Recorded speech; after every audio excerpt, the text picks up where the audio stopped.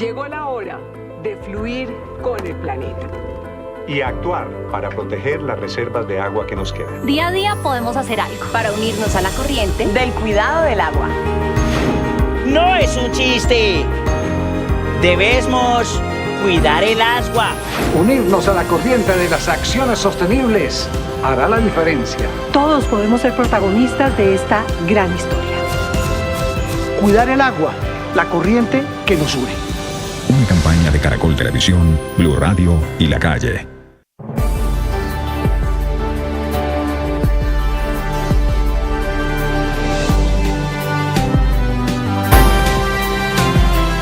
Diez horas duró la reunión de las últimas horas intentando levantar el paro de arroceros en el país. Fue en la sede del Ministerio de Comercio. Hoy el encuentro, que está previsto para las 9 de la mañana, será en la sede del Ministerio de Agricultura. Aunque todavía no se ha levantado el paro, todavía persisten los bloqueos, hay una luz de esperanza para llegar al acuerdo y a la resolución que están pidiendo los cultivadores de arroz. Víctor Humberto Bravo es líder arrocero del departamento del Meta, ha estado en estas reuniones, se apresta para ir al encuentro de este martes. Señor Bravo, buenos días. Muy buenos días, señor periodista. ¿Son optimistas frente a la posibilidad, señor Bravo, de que hoy se firme un acuerdo y se levante el paro arrocero? Pues, estimados amigos, hay que tener siempre optimismo. Sí, pero usted, que está en la mesa de negociaciones, ¿cree que hay motivos para ser optimista? Pues sí, tenemos que tener optimismo. Lo que pasa es que en el ministerio, los funcionarios del ministerio dilatan mucho las situaciones y entonces preguntas acá, preguntas allá, y como somos varios los delegados, a veces se complica mucho eso, pero ahí vamos avanzando. ¿Cuáles son los puntos que faltan para llegar a un acuerdo, señor Bravo? Es el más importante, el precio del arroz. Sí, pero la resolución que prepara el Ministerio de Agricultura no es en ese sentido, en el sentido de decretar una libertad controlada al precio del arroz. Sí, señor, en eso se está basando. Sí. Lo que pasa es que el problema más importante es que nosotros acordamos perfectamente y estamos accediendo a muchísimas cosas que el ministerio pretende para ser más consecuentes y a ver si la industria accede a no seguirnos arruinando, porque es que el problema no es muy fuerte. La cantidad de dinero que se está perdiendo es muchísima, el tema del invierno, tantas cosas, y si no, la industria no toma corazón en eso, pues sí estamos complicadamente. Claro. Si se firma hoy la resolución a la que se comprometió el gobierno en el sentido de dar libertad controlada para el precio del arroz, ¿se levantaría el paro? Nosotros tenemos una posición muy clara, estimado señor periodista. Si se acuerda el precio con nosotros, perfecto, uno. Pero lo más importante es que se acuerde con la industria. Y nosotros hemos dicho, mientras no aparezca entre las instalaciones de los molinos o una definición, o así como usted me está haciendo en esta entrevista, que los molineros digan, sí, tomamos la determinación y le vamos a pagar a los agricultores el precio acordado en la resolución, levantaríamos el paro. Mientras la industria no toma esa decisión clara de decir acepto y que empieza a recibir el arroz al precio de acuerdo a la resolución, es muy complicado parar el paro, porque en eso estamos. Claro, pero señor Bravo, una resolución no es de obligatorio cumplimiento, es decir, para ustedes no es suficiente una resolución del gobierno, sino que por escrito los molinos digan vamos a acatar la resolución. Es correcto, porque es que nosotros ya perdimos confianza, nosotros los agricultores ya perdimos confianza, y cuando usted pierde la confianza, ¿qué le pasa? No, pues no cree, hasta no ver no creer, como Santo Tomás. Es correcto. A nosotros en una reunión anterior la señora ministra nos dijo que había dialogado con los industriales y que los industriales se habían comprometido a que no bajarían el precio que tenían. ¿Y qué sucedió? A los 4 días lo bajaron. Entonces, ¿en qué estamos, señores industriales? ¿En qué está el gobierno? Como les hemos pedido a la señora ministra, que no hay seriedad en lo que se dice.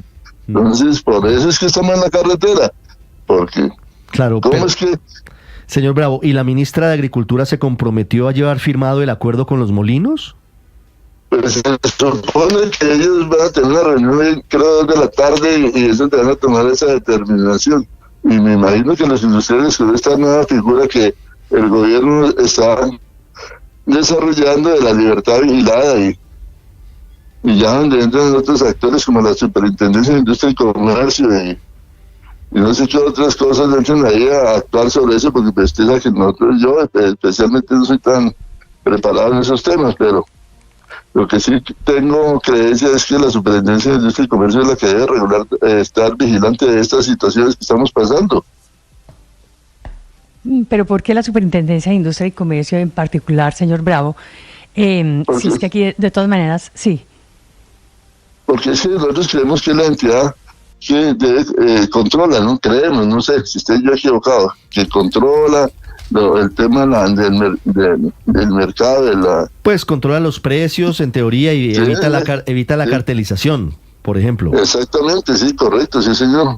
Claro, señor Bravo, volvamos a la negociación. Ustedes ya llevan más de una semana con los bloqueos en 10 departamentos del país y el precio del arroz es el punto clave en esta negociación con el gobierno. ¿A qué precio están llegando a acuerdos después de las 10 horas de reunión anoche? Me da pena con su merced con la ciudad, pero es que como ese precio todavía no lo hemos determinado exactamente, pues hay varios puntos, una resolución que sacó el Ministerio para las regiones donde tomó unos precios que pues nosotros casi que estamos diciendo que bueno, aceptaríamos esos precios. Por ejemplo, para la región de los Llanos, que es de donde yo estoy, sí, hablan de un precio de 188.300 algo, no se me va la luz en este momento. Ese sería el precio mínimo. Ese sería el precio mínimo. Por carga de arroz. Por carga de arroz. Sí. Anoche nosotros, después de que salimos, dijimos, bueno, si nos haga convenir ese precio, pues y ahora ya me estoy aquí, como se dice, bajando los pantalones y falta de respeto. ¿Hoy cuánto están pagando por carga de arroz de los Llanos, señor Bravo? Están pagando 158.000 pesos. Es decir, el aumento sería de 30.000 pesos. Correcto, es que nosotros estábamos vendiendo a 195.000 pesos. Y abruptamente nos lo bajaron a 175 y abruptamente nos lo bajaron a 153. Entonces dése cuenta, estimado señor periodista, y el problema es que nosotros estamos cortando el arroz ya. Y los molineros también están amenazando que no nos van a recibir sino únicamente lo que les debemos. Y bueno. Claro. Pero mire, señor Bravo, ¿esto al final no es un tema de oferta y demanda? En este caso, el precio no termina bajando, digo el precio del arroz, porque se sembró más área de la que consumen los colombianos y por eso el precio está bajando. Por ejemplo, no fue muy alta la siembra de arroz en el Casanare y eso termina afectando a todos los arroceros del país. Mire, estimado señor periodista, es discutible, se sembró un poquito menos en esta cosecha, se sembró un poquito menos. Entonces, el problema no es tanto eso, el problema es que no hay un control eficiente en el tema de contrabando, ¿sí? Y por eso es que nosotros estamos diciéndole al gobierno y al Ministerio de Agricultura, por favor, hagan una revisión. ¿Cómo es que en el periodo pasado se hablaba de 530 mil toneladas, creo que era de arroz almacenado, y entonces nosotros no comemos arroz, porque no baja esa cantidad de almacenamiento. Entonces, sí, es una ahora cosa que es... Claro, pero ustedes, digamos, también han tenido en cuenta que los precios internacionales del arroz han tenido una fuerte caída en todo el mundo. Claro, hemos hecho esos análisis, El problema es que precisamente el precio del arroz ha caído en el mundo y entonces aquí también el precio del arroz ha caído supremamente mucho, pero los costos de producción nuestros, eso sí no cambian. No hay un mejoramiento en el costo del cultivo, y no es porque nosotros quisiéramos invertir más o gastar más, no. Estamos gastando lo necesario y a veces no hacemos las cosas por economía, no echamos los suficientes controles. Don Víctor, entonces, yo sé que usted representa a los arroceros del Meta, y es cierto que la cosecha en su departamento, cosecha de arroz, fue menor este año.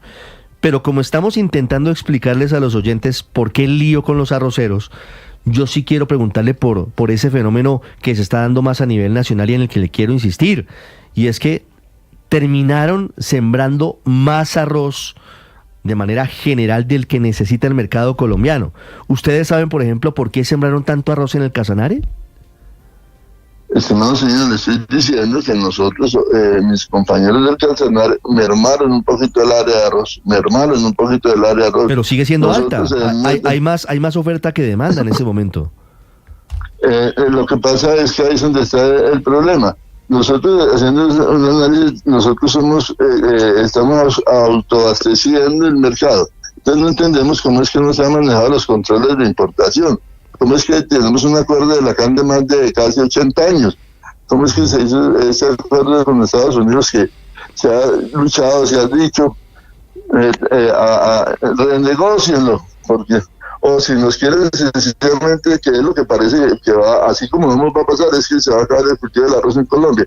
Entonces yo no sé, los colombianos humildes, los colombianos más pobres como yo, que comemos solo arroz, no vamos a poder seguir consumiéndolo. Entonces, yo no sé ustedes, señores periodistas, si a ustedes les gusta el arroz, pero casi a todos los colombianos les gusta el arroz. Nos encanta. Punto. Pero por supuesto, aquí claro. Hemos dicho el consumo, Ricardo, recuerde, 46 kilogramos al año se consume un colombiano de arroz. Mire, María Camila, el DANE publicó los datos del área sembrada en la zona de los llanos en el primer semestre del 2025. En esa zona, en toda esa zona, se sembraron 295.261 hectáreas. 2,5 menos que el año pasado. Eso es cierto, 7.435 hectáreas menos que el año pasado. Sin embargo, y aquí quiero su opinión, don Víctor, en el Casanare, en este primer semestre se sembraron 216.847 hectáreas, que son 6.585 más que el año pasado. Es decir, hubo un aumento del 3,1%. En el Meta, sí, usted tiene razón, cayó 18,2% el cultivo de arroz en este semestre frente al año pasado. Pero allí no está uno de los problemas.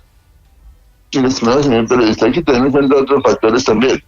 Esa es la cifra que inicialmente y lo que dice el censo, ¿cierto? Sí, el DANE. Pero lo que pasa es que en este momento el área también se redujo más todavía. ¿Por qué? Por el tema climático. Muchísimos lotes del Casanare que estaban ya inscritos para la siembra de arroz no se sembraron.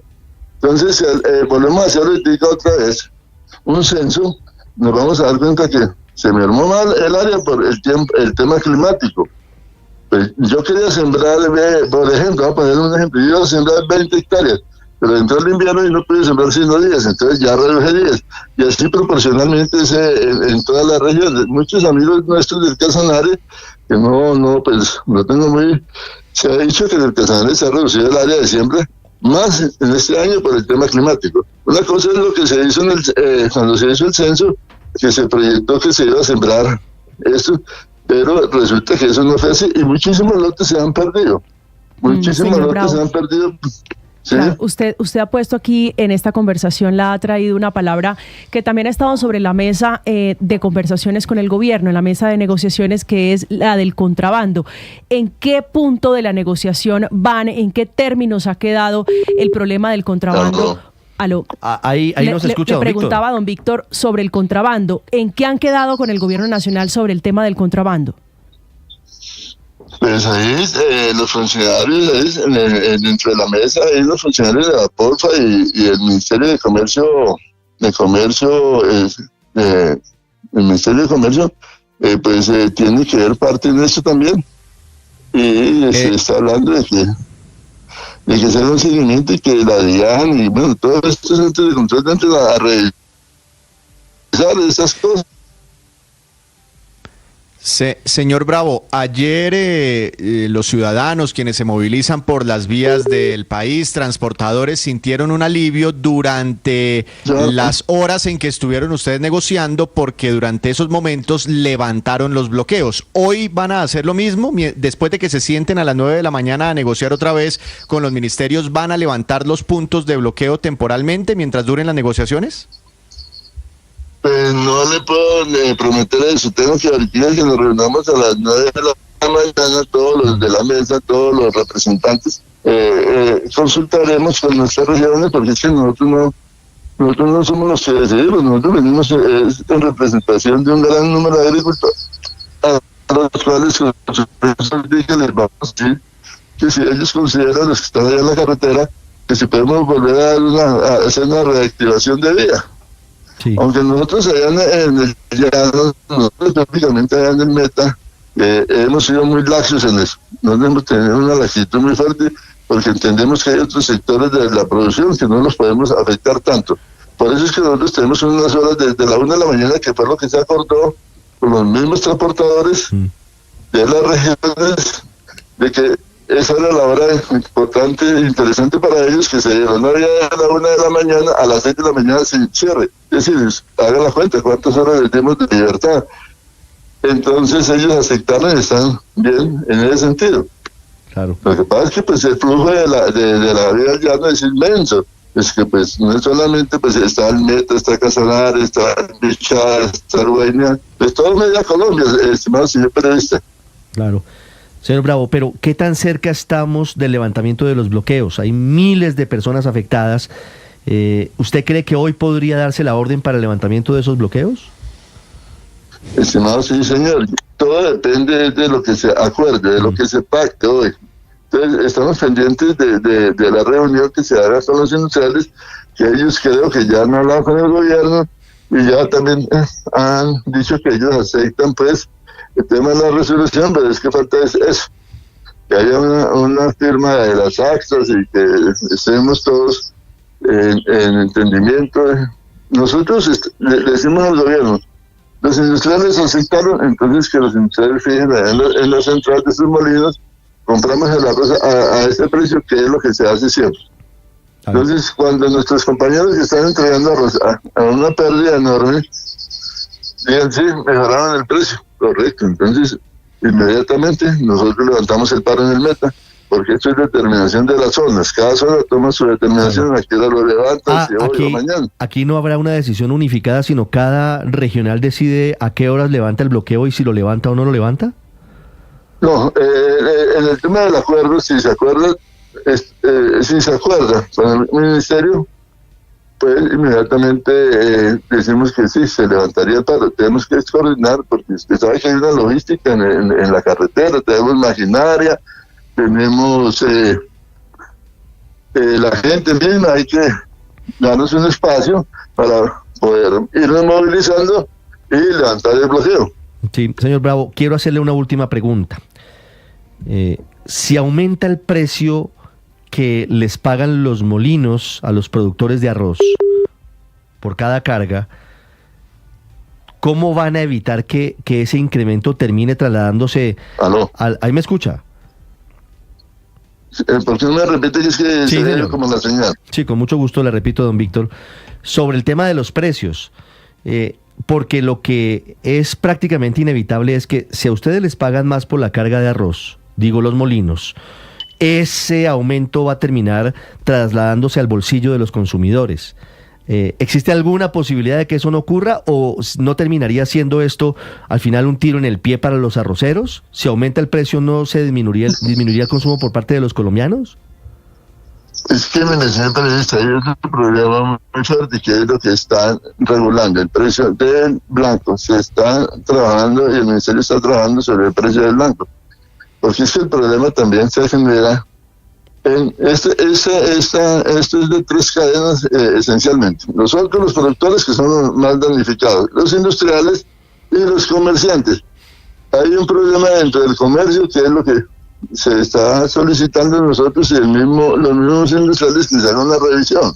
Porque si le estoy diciendo que a nosotros nos estaban pagando el arroz a 195,000 pesos, y el precio del arroz hoy es más o menos similar, lo que bajó fue una cosa muy insignificante. Entonces, ¿dónde está el tema de la cadena? El tema de la cadena del mercado, allá en las superficies. Como ustedes saben, aquí aparecieron en el último tiempo, hay unas superficies que también son superficies de, no se me da la palabra, pues, de más comunitarias o para un mercado más sensible, en fin, no sé expresarme bien en ese punto. Entonces, eso también tiene que revisarse, y esto es lo que se está revisando. El ministerio está revisando eso, me imagino que con la superintendencia y otros entes de ese manejo, que tienen que controlar también tanto como controlan a los arroceros y a los industriales, también hay que controlar a los de la grande superficie, que son los que manejan esto. Pues ese escenario, es que también ese escenario no lo veo tan fácil, señor Bravo, porque entonces terminaríamos en el escenario de que el gobierno tendría que controlar el precio al consumidor, el precio final del arroz. Es muy compleja la situación, pero estaremos pendientes de las conclusiones de esta mesa que se instala de nuevo a las 9 de la mañana en el Ministerio de Agricultura. Muchas complejidades en este asunto del paro de los arroceros, el tema de la baja productividad de Colombia frente a otros países, el tema de las importaciones viene cayendo 60% en el primer trimestre de este año. Señor Bravo, le agradezco mucho estos minutos y ojalá se logre un acuerdo hoy que sea bueno para todas las partes. Pero hay que entender que la importación legal es muy bajita, pero la ilegal es enorme, oigan, para que lo tengan en cuenta. Ahí es clave entonces que se trabaje en contra de esa entrada ilegal, del contrabando de arroz, principalmente desde Ecuador. Señor Bravo, muchos éxitos, muchas gracias. Muchas gracias a ustedes, escúchenme, si no muy claro. Fue absolutamente claro, don Víctor, no se preocupe. 7:21 en segundos. Saludo al nuevo presidente del Congreso de Colombia, el liberal Lidio García. Estás escuchando Blue Radio.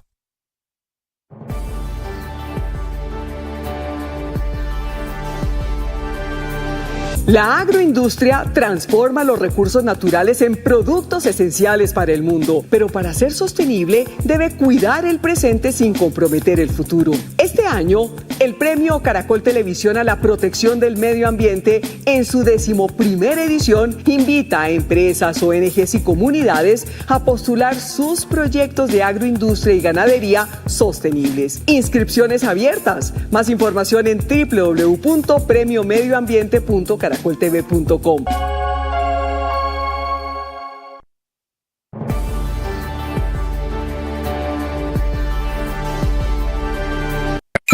Escanea este código y suscríbete a nuestro canal de YouTube, @Blue Radio Co. Y disfruta y participa de la programación de Blue Radio. Blue Radio, le ponemos cara a la radio. Blue Radio, la alternativa. Es un gusto saludarlos. En Blue celebramos una noticia que nos encanta escuchar. ¿Cómo les parece? Somos de nuevo la emisora hablada más escuchada en Colombia. Compartir con nuestros oyentes, de verdad, se nos vibra la voz. Seguimos conectando con millones de ustedes todos los días. Gracias por estar conectados con nosotros. 1.000.000 de gracias por hacernos la número 1. Blue, más que radio.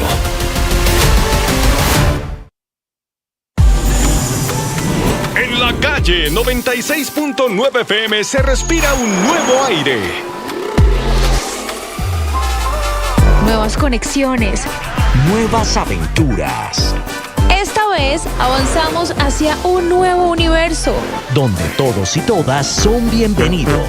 Seguimos creciendo. Y moviendo. 7:23, doctor Lidio García, nuevo presidente del Congreso de Colombia. Buenos días, senador García. Muy buenos días, un saludo muy cordial a todos, el equipo de Blue Radio y a todos sus oyentes. ¿Cómo le ha ido? ¿Cómo va, senador García? ¿Cómo van las cosas? Bueno, muy bien, iniciando desde ayer, pues estrenándome como presidente en plenaria y bueno, recibiendo un Congreso bastante caliente, airoso, pero ahí vamos a ver cómo le damos la vuelta a todo esto y volvemos a la tranquilidad. ¿Usted cree que Efraín Cepeda, cómo manejó la presidencia del Senado, usted tendrá un cambio frente a lo que fue esa presidencia del senador Cepeda? No, es excelente manejo. Nuestro compañero Efraín Cepeda, una persona con muchas capacidades y sobre todo con una experiencia inmensa. Y bueno, le tocó un momento muy duro y todos entendemos que esas divisiones pues generan críticas y sobre todo, bueno, críticas y apoyos también, porque tuvo mucho respaldo del país. Y bueno, ese es un estado normal para todos los que vamos a presidir el Congreso. Cada quien que llega pues encuentra sus dificultades y también momentos agradables. Esperemos que el país le reconozca cosas muy buenas a Efraín, porque de verdad que el manejo del escenario político nuestro no es tan fácil y es una situación distinta a la Cámara, distinta a muchos escenarios legislativos del país. Usted ya había sido presidente del Senado, doctor García. Usted, si no recuerdo mal, fue presidente del Senado en pandemia en el 2021.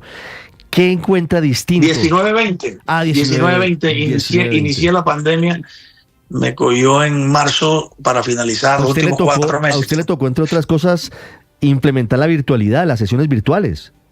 Sí, señor, me tocó reinventar el Congreso después de 209 años. No teníamos en la ley, la ley quinta, que es la que nos rige, no decía si se podía o no estar en la virtualidad. Pudimos implementarlo en una semana y nos convertimos en un modelo mundial con Zoom profesional de la virtualidad en los congresos en toda Latinoamérica y el mundo, en España, en Europa, y pues volvimos una plataforma que podía ser máximo para 40 personas, donde podían entrar 400. Y bueno, sacamos adelante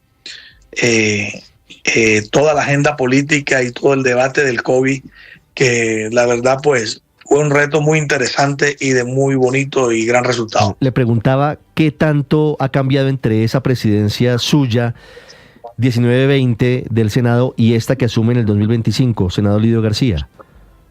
A ver, es otro congreso, la verdad. Hay unos ánimos muy caldeados. Antes yo decía en una intervención que allá las confrontaciones eran ideológicas y la gente se daba un abrazo después de haberse de haber tenido una controversia política, ideológica, no personal, y hoy el tema es distinto.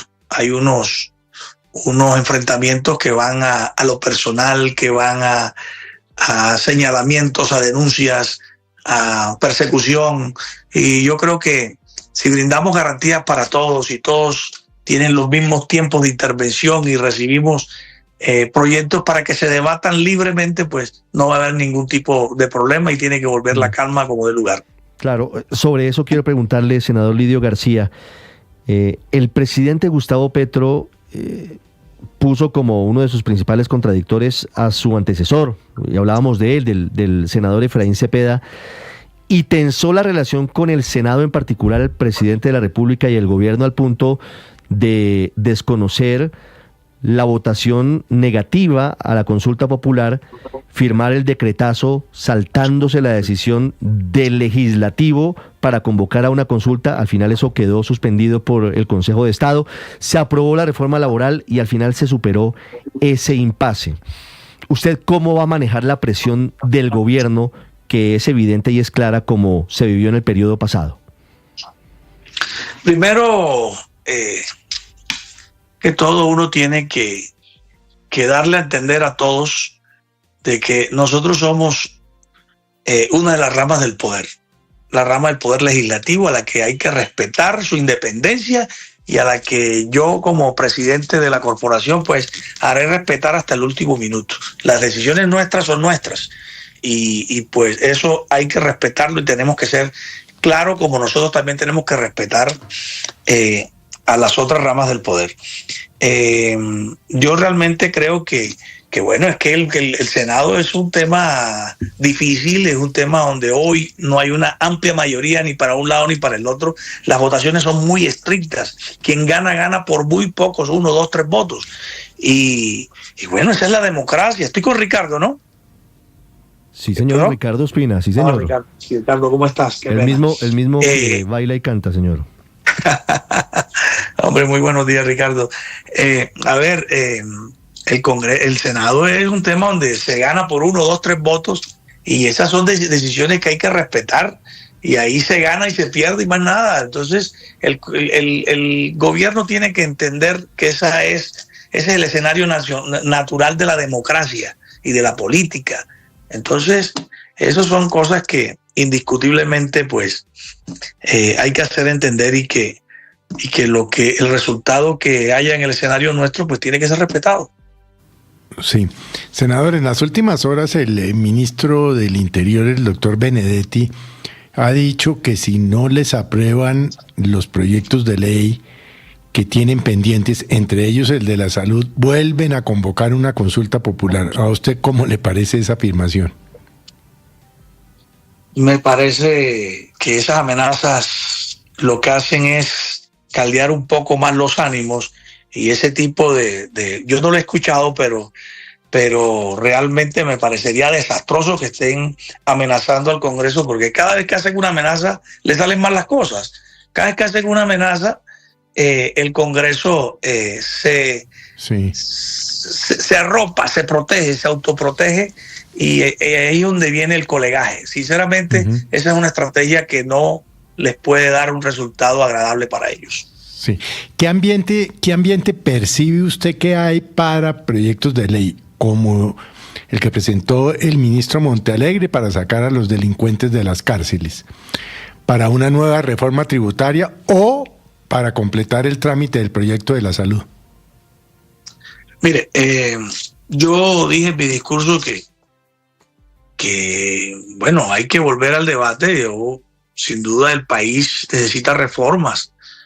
Algunas quedaron consignadas en la Constitución del 91 y bueno, lo que hay es que desarrollarlas, ¿no? Las que no, definitivamente hay que hacerlas. Hay que hacerlas, perfecto. Y yo, como presidente, tengo un compromiso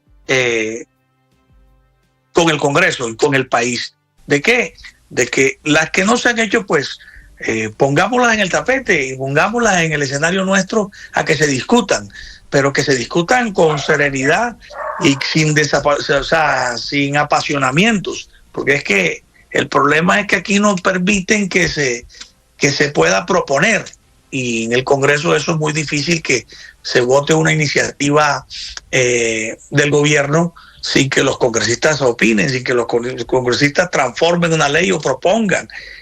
Yo estoy de acuerdo con que venga un sistema nacional de salud nuevo, pero en el marco de un amplio debate desapasionado, como dije, sobre todo que se construya sobre lo construido, que nosotros tenemos un sistema que tiene muchas cosas buenas, pero que hay que mejorarlo, sí, hay que mejorarlo, pero no reestructurarlo al 100%. Entonces vendrá el debate, vendrán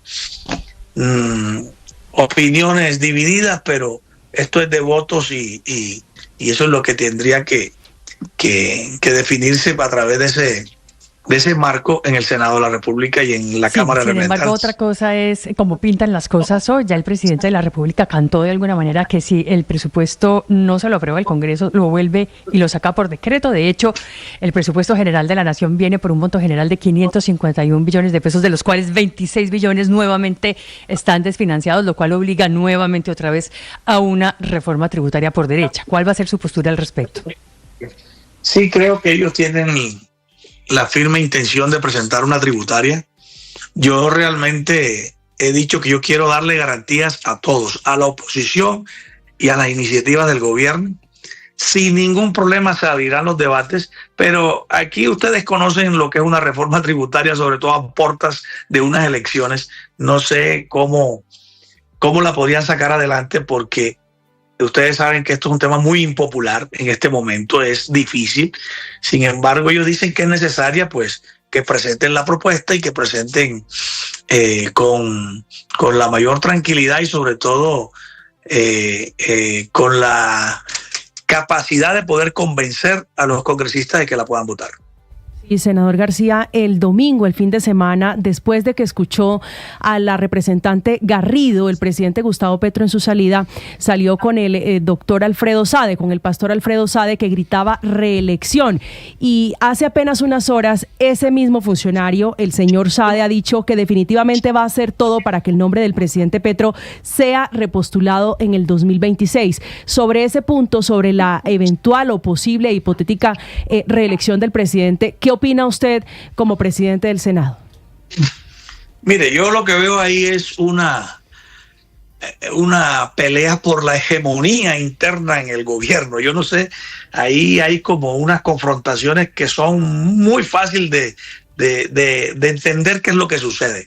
Sin embargo, yo conocí a un Gustavo Petro que fue mi colega en el Senado, un hombre que peleó siempre por la no perpetuidad en el poder, por la no perpetuidad en el poder. Siempre fue un defensor de que de que había que estar ajustado a la Constitución y a la ley, que las elecciones tenían que hacerse como lo planteaba nuestra Carta Magna. Yo no creo que el presidente no lo ha escuchado, que venga hoy a hacer lo contrario a lo que defendió, a lo que promulgó, porque sería realmente desastroso. Yo conocí un demócrata, no a un presidente autoritario. Yo creo que él tiene que actuar acorde a lo que defendió toda la vida. Entonces, yo no sé si el doctor Sade, no lo conozco, pero sé que es bastante beligerante y populista y que, bueno, él tendrá su intención, su anhelo, pero la Constitución y la ley dicen otra cosa. Senador Lidio García, clarísima su posición. Le quiero hacer una última pregunta sobre un asunto de presupuesto, sobre un asunto coyuntural. Ya sé para dónde va. Sí, señor, para allá voy. ¿Qué pasó al fin? ¿Se solucionó el lío por los presupuestos para los tiquetes aéreos de los congresistas? ¿Hacienda finalmente giró los recursos para ese rubro? Mire, eso es un tema que no tiene precedente en la historia del Congreso. Yo fui presidente y nunca tuvimos ese problema de que los tiquetes que no llegaba, que no podían hacerse sesiones porque no había tiquetes. Aquí no se paga abril, mayo, junio y julio. Eso nunca había pasado. Entonces, yo no quiero creer que los comentarios que están en los corrillos del Congreso es que no mandaban la plata porque el presidente y la mesa directiva no están de acuerdo con el gobierno. Yo no creo que eso sea así. Creo que es un tema de pronto de presupuesto. No sé qué pase, pero ya eso debe estar resuelto en el día de hoy según Hacienda. Hacienda, según ayer, hacía un giro y bueno, mire cómo me estreno yo, con un problema que nunca había sucedido en el Congreso, o que yo me acuerde. Yo tengo 19 años, voy para 20 años, 5 periodos en el Congreso, y nunca había visto que eso sucediera. Entonces, pues yo hago un llamado al Ministerio de Hacienda a que pues se ponga de acuerdo con la administrativa y pues podamos resolver esto de una vez por todas, porque necesitamos tener a los congresistas sin ningún tipo de problema en nuestro escenario natural. Pues imagínese, lo mínimo para que los congresistas puedan sesionar es que tengan los tiquetes para movilizarse desde sus regiones. ¿Cuánta plata tiene que girar hoy, senador Lidio García, Hacienda para que se solucione el lío? A ver, no sé si permítame a ver si encuentro algo aquí, pero bueno, creo que habían pedido ahora 600 y pico millones, 623 millones, algo así que es lo que falta, para poner al día a una empresa que yo creo que tiene toda la razón de reclamar y de frenar los tiquetes.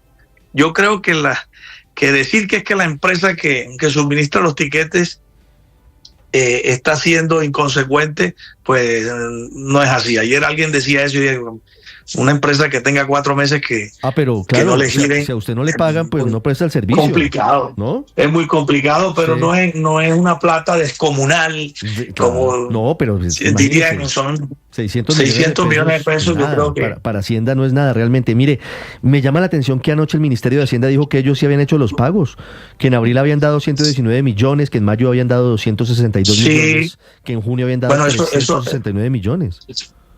Sí, eso es lo que ayer recibí, que 119 en abril, 262 en mayo, junio 369, y que en julio se habían solicitado 623 que fueron aprobados ayer para pago inmediato de factura. Si eso es así, hoy está resuelto el problema. Entonces esperemos que, Ricardo, las cosas pues se solucionen el día de hoy con el favor de Dios. Las formas y el fondo son importantes, y aquí hay una prueba de fuego fundamental que demuestre que sí puede haber un trabajo armónico entre las diferentes ramas del poder público, en este caso entre el Ejecutivo, Hacienda, y el Legislativo, los congresistas, los senadores y sus tiquetes. Es el nuevo presidente del Senado, Lidio García, del Partido Liberal, con nosotros.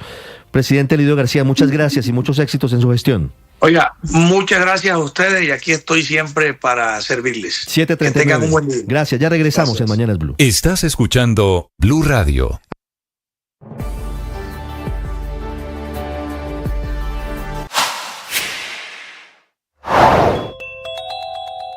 El último ataque terrorista del ELN dejó claro su poder bélico. Su terrorismo aéreo ha evolucionado. Ya no solo están usando drones cargados con explosivos. Estos aparatos ahora llevan cámaras térmicas que detectan el calor corporal, incluso cuando las tropas están en movimiento. Aunque esta nueva amenaza es para las fuerzas militares, puntualmente también significa un riesgo para civiles que han sido blanco de estos ataques, que ahora con esta tecnología permite descargar entre 300 y 350 kilogramos de... Sobre una de las últimas respuestas, Felipe, del presidente del Senado, Lidio García, a la pregunta de María Camila sobre las afirmaciones del jefe de gabinete, jefe de despacho del presidente Gustavo Petro, Alfredo Saade, sobre una posible reelección del presidente Gustavo Petro, creo que son muy importantes. Dice, mire, yo conocí a Gustavo Petro siendo senador y siempre estuvo en contra de la permanencia indefinida de los mandatarios en el poder. Espero que honre ese compromiso. Y se lo digo, Felipe, porque sí es muy llamativo que el pastor Saade insista en su discurso llamando a una reelección, al punto que tienen que llamarle la atención desde el propio gobierno. Usted vio, por supuesto, el mensaje del director de gestión de riesgo, Carlos Carrillo, muy duro, diciéndole, hombre, deje de lanzar globos y aquí el gobierno no está pensando en la elección. Decir payasadas, sí, usted señor. Lo que es un tuitero, le dijo, ¿no? El doctor Carlos Carrillo, el director de la Unidad Nacional de Gestión del Riesgo. Pero, a ver, yo creo que el pastor Saade es un iluminado. El problema es que la luz le llega de manera intermitente. No, Felipe, no, hombre. Y eso además, y déjeme concluir sobre lo que yo pienso del pastor Saade. El pastor Saade es el claro reflejo de la importancia de la separación entre la iglesia y el Estado. 7:42 minutos, Felipe. Lo que pasó en la polémica en estas últimas horas entre el pastor Saade y el director de gestión de riesgo es Lobodan Wilches. Así es, Ricardo, muy buenos días. Pues como usted lo señala, este nuevo enfrentamiento entre funcionarios del gobierno nacional lo detona, como explicamos, el jefe de gabinete de la Casa de Nariño. Estamos hablando del pastor Alfredo Saade, quien a través de su cuenta en X aseguró que va a promover la reelección del presidente, luego de cuestionar precisamente la dura réplica de la oposición al discurso del mandatario el pasado domingo durante la instalación del nuevo periodo de sesiones del Congreso de la República.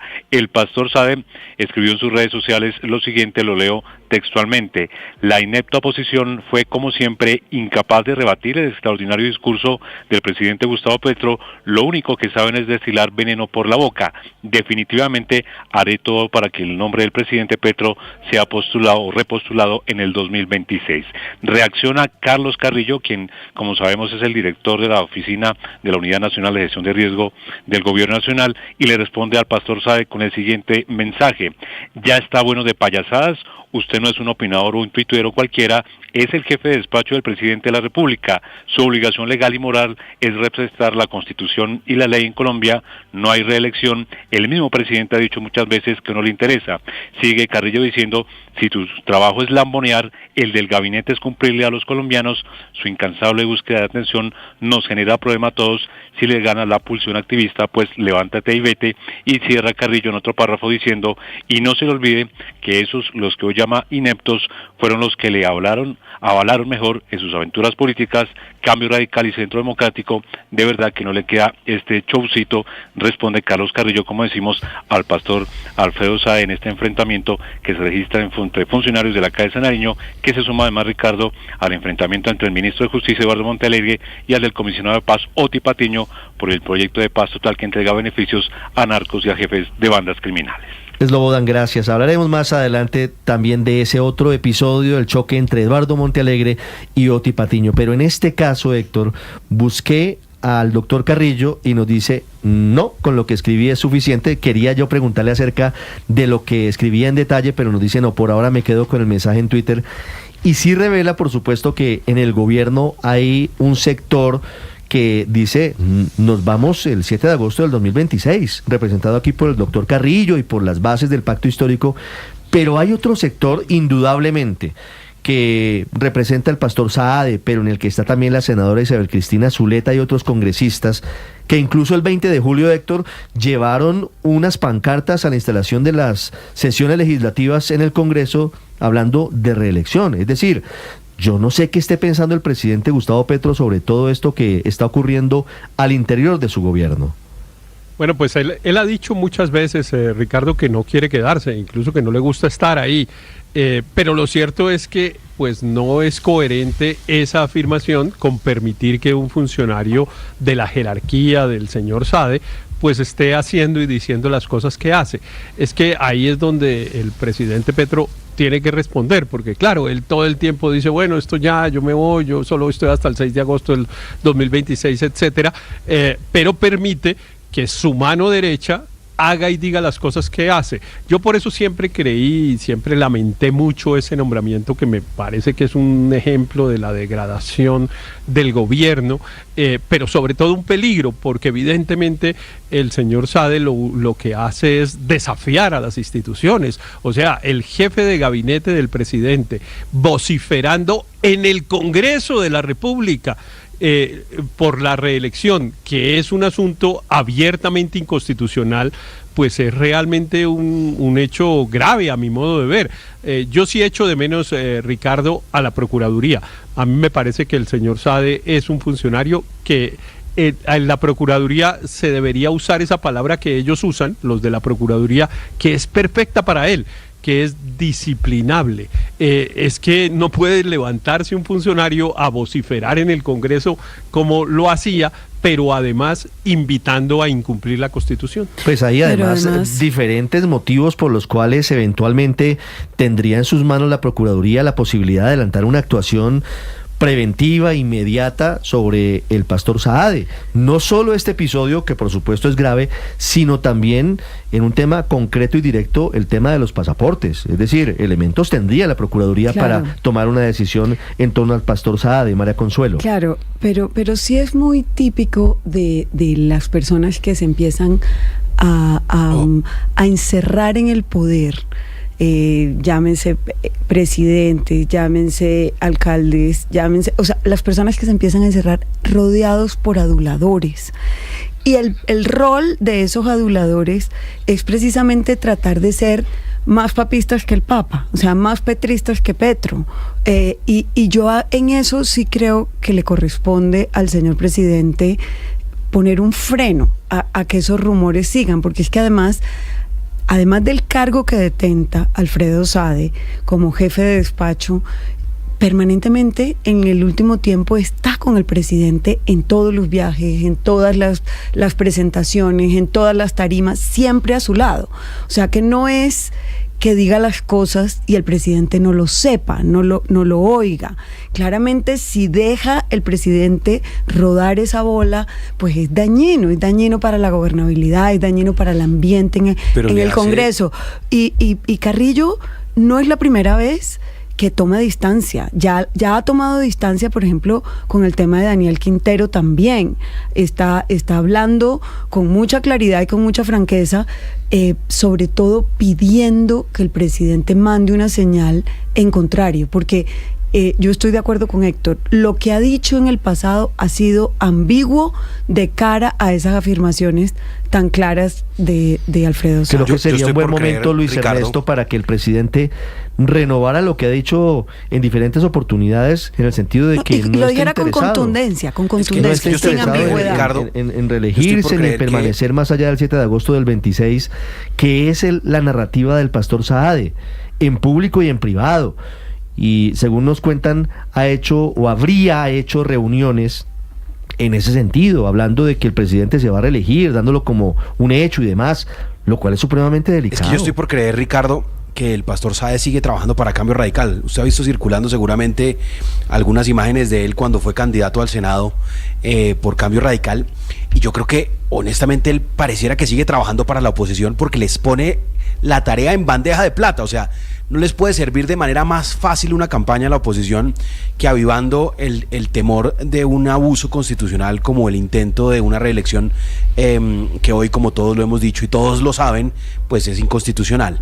Entonces, realmente yo creo que, y por eso el llamado de atención de Carrillo, y no solo de Carrillo, sino de otras personas de las filas de la izquierda y del pacto histórico, que dicen: no hagan semejante payasada o barbaridad, que insisto, es hacerle el trabajo más fácil a la oposición y es poner evidencias, porque además, como lo decía María Consuelo, esto no viene de cualquiera, esto viene del jefe de despacho de gabinete, que es en estos momentos sorprendentemente la persona más cercana al presidente de la República, que busca constantemente atención, figuración, y que eso es lo que más daño le puede hacer al presidente de la República y al gobierno.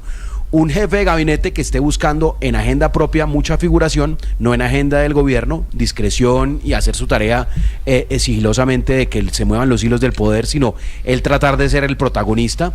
Y adicional a eso, con la torpeza más absoluta, y es algo que es inviable constitucionalmente, políticamente, legalmente, que es la reelección, pues convertirlo en una realidad para el debate político y para que todos los detractores del presidente salgan a decir: mire, el presidente se quiere reelegir, mire, esto nos vamos a volver como Venezuela, mire, así comenzó Chávez. Entonces realmente yo insisto, yo creo que el pastor Sade sigue trabajando para Cambio Radical. Y eso apela. ¿No debería, Andrés, Luis Ernesto, el presidente Gustavo Petro hacer un pronunciamiento contundente desautorizándolo?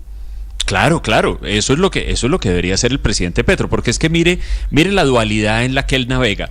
Por un lado, cada rato dice de manera más o menos directa o indirecta que él no va a intentar ninguna reelección. De hecho, al comenzar su discurso del 20 de julio dijo que a partir del 7 de agosto o 6 de agosto de 2026 se va a dedicar a escribir historia.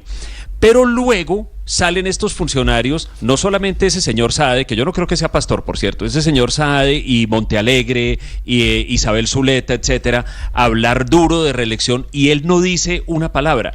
Yo a veces pienso, Ricardo, que es que esto apela a una de las debilidades más grandes que tiene el presidente, que es su vanidad, que yo no lo digo esto con ánimo de insultar ni nada, pero esa vanidad es de todo el mundo ya conocida, y yo creo que a él le encanta ver que hay gente pidiendo que él siga siendo presidente de Colombia y de esa manera tratándolo como una especie de gran transformador, salvador, indispensable del país. Lamentablemente la vanidad es una debilidad muy grande, pero yo sí creo que estamos en mora de que el presidente al respecto haga un pronunciamiento, pero no una cosa equívoca, no una sugerencia, una manifestación inequívoca, porque si no, además, esa fractura dentro del pacto histórico se va a seguir profundizando, porque esa fractura es real, causada, como acaba de decir aquí el senador Lidio García, el nuevo presidente del Senado, por la lambonería, por la lagartería de 2 o 3 personajes.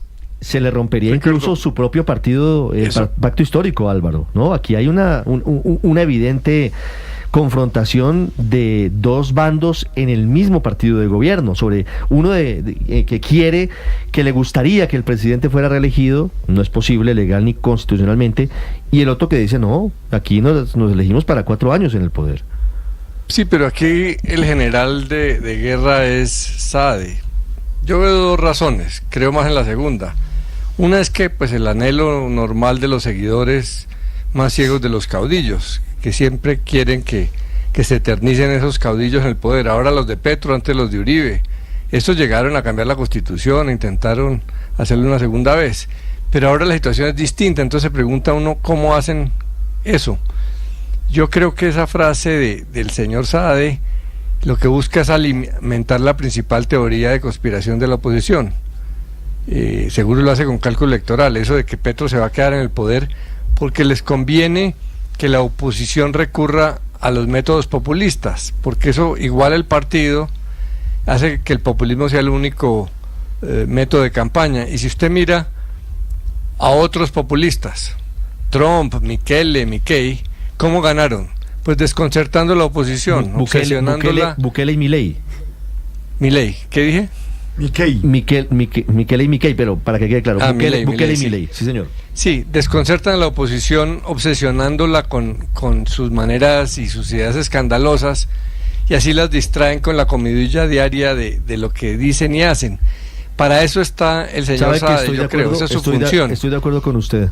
Y caer en eso es otro globo. Es un error. Es otro globo de ensayo. Claro, pero no hay que dejar de Ricardo, mirar. Al globo hay que mirarlo y desinflarlo pronto. No, pero fíjese que el presidente no es del todo radical y contundente en negarlo. Y yo creo que ahí es donde da el espacio a esta incertidumbre y a este ambiente. No, pero yo sí creo que... No, pero fíjese que él en varias oportunidades, Ricardo, ha dicho: yo ganaría las elecciones si fueran hoy. Sí. Soy el presidente que más popularidad tiene. Le encanta hablar del comité de aplausos, le encanta hablar de que las encuestas yo creo que eso es por su le personalidad darían la caudillista, reelección. que Por hemos eso, tenido otros similares, pero en pro de las instituciones sí debería ser mucho claro, más pero claro. él ha dicho que el 7 de agosto se va a escribir de historia, él ha dicho que en el Palacio asustan, él ha dicho que el Palacio es frío y que, es más, el 20 de julio dio una frase muy, muy fuerte sobre lo mismo, Felipe y Héctor, lo mismo, mostrando su decepción sobre lo que significa gobernar Colombia. La estoy Pero buscando. lo dice como Dice entre que no le gusta y sobre risitas, todo como en entre ese burlitas. palacio- O sea, es una en cosa ese palacio ambigua, frío. insisto. La estoy buscando porque... Pero de pronto traslada la capital a Cartagena para que no tenga frío y ahí podría O a tener Santa una Marta. cosa distinta. Pero yo tengo o Santa Marta, sí.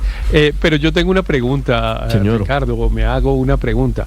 ¿Qué pasaría si fuera posible la reelección y Petro fuera candidato? ¿Sería que los colombianos lo reelegirían? Porque pues esa es una buena pregunta hipotética solamente, claro, ¿en qué consiste la amenaza de verdad? Porque el señor Saade dice reelección, pues eso es inviable jurídicamente, pero juguemos a eso.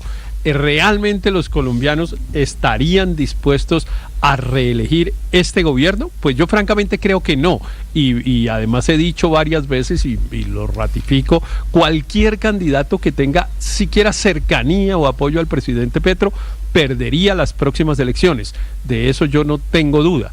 Entonces, digamos, me parece que vale la pena un poco también bajarlos de la nube, en el sentido de cuál es la amenazadera, con qué es que amenazan. En realidad parecen jugadores de póker con un par de ases, tratando de simular que tienen un póker de ases y tienen 2 doces, no tienen nada realmente. El apoyo del presidente Petro llega al 25% y para ganar se necesita el 51%.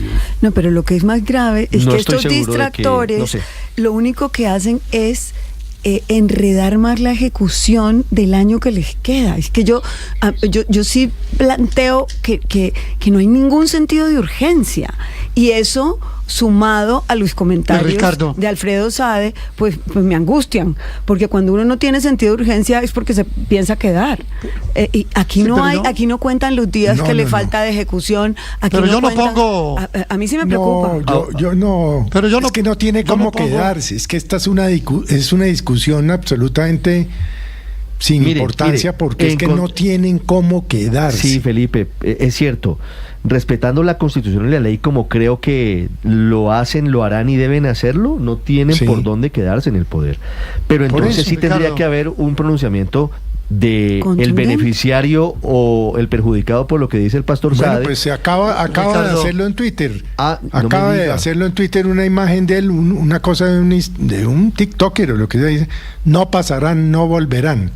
¿Y eso qué significa? Es que sigue pues siendo no sé, ambiguo. habría que preguntarle al Mire, señor presidente. encontré la frase, Aurelio. Sufro Sí, gobernando este país, dijo Sí, pero Gustavo eso no- Petro el 20 de julio de Pero eso 2025. es victimizándose. Sí, pero eso no Sufro quiere decir gobierno nada. este país. Eso no quiere decir nada. Pero si usted Ricardo. sufre no termina diciendo, pues ¿para qué me relijo? No, porque hay gente masoquista, por ejemplo. Entonces, Ricardo, mire, yo no pongo énfasis en si Saade qué está haciendo y qué está pensando y qué camiseta tiene puesta, y menos en las recriminaciones de Carlos Carrillo, porque ahí sí, entre Saade y Carrillo, que entre el diablo y escoja. Pero aquí lo que sí hace falta es un pronunciamiento claro del presidente Petro alrededor de si ese proyecto político de Saade, de Isabel Zuleta y los demás lo acoge y lo respalda o no, sea viable o no sea viable. Por una cosa, Ricardo, yo realmente soy una persona que salgo muy poco de mi espacio de vivienda, de mi residencia, pero la gente lo llama a uno y en la calle le pregunta, oiga, ¿usted cree que Petro se va a quedar? ¿Usted cree que Petro sí va a entregar? En el país hay una incertidumbre en un sector de la opinión sobre esto, y el gobierno, quiero decir, el presidente Petro tiene el deber de aclarar, tiene que esclarecer, porque esas expresiones, además de reelección, con puño levantado, no se le olvide que no solamente dijo reelección, era con puño levantado, como parecido a lo de Elon Musk en el día de Trump, con puño levantado, diciendo reelección, y eso al país, es decir, no todo el mundo maneja los elementos jurídicos, legales, económicos que tenemos nosotros. La gente ve eso y dice, bueno, entonces estos tipos se van a quedar. Petro tiene que ser en eso diáfano. Aurelio, el presidente respondió, decir, no me voy a quedar. El presidente hace minutos respondió. Es un comunicado. No, pero espéreme, claro, no, pero respondió sobre el tema del puño. Ni un lamento. Pero sobre el puño levantado el 20 de julio. Sin embargo, es un trino larguísimo, de nuevo en contra de lo que pasó el 20 de julio. No menciona a la representante Lina María Garrido, pero dice que su alocución fue respondida por la grosería, el insulto y la bajeza. Pero ojo a esta parte, Luis Ernesto. Al alzar mi puño, muchas veces lo he hecho, lo hago como millones de seres humanos lo han hecho en el planeta desde el siglo XIX, como resistencia y lucha por lo justo, por la justicia social y la libertad plena. Oiga, Ricardo, ¿usted se ha dado cuenta que los que hablan de reelección son los que, digamos, los que menos liderazgo tienen al interior del pacto histórico, los que dependen 100% de que Petro exista para poder tener una vida propia en la política? ¿Usted se imagina a Isabel Cristina Zuleta sin lista cerrada? ¿Usted se la imagina compitiendo en una lista abierta al Senado en cualquier otro partido? ¿Usted se imagina a Alfredo Sade, si no es presidente Gustavo Petro, cuál es su siguiente empleo? El pastor Entonces, tiene 2 votos. Los que están detrás de ese cuento de la reelección son los mediocres del pacto histórico, son los que no tienen ninguna posibilidad, más allá de que Petro sea presidente, de tener un cargo o de tener alguna figuración.